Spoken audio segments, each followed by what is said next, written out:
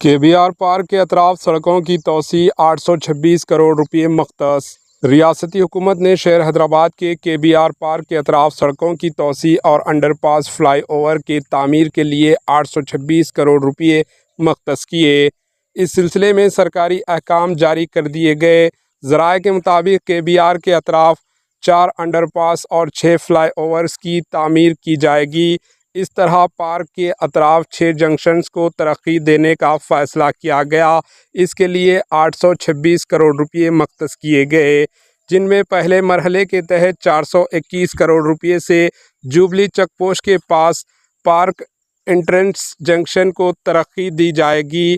دوسرے مرحلے کے تحت روڈ نمبر 45 کے جنکشن، فلم نگر جنکشن، مہاراجہ جنکشن، کینسر اسپتال جنکشن کو ترقی دی جائے گی۔ Bureau report, AHN news.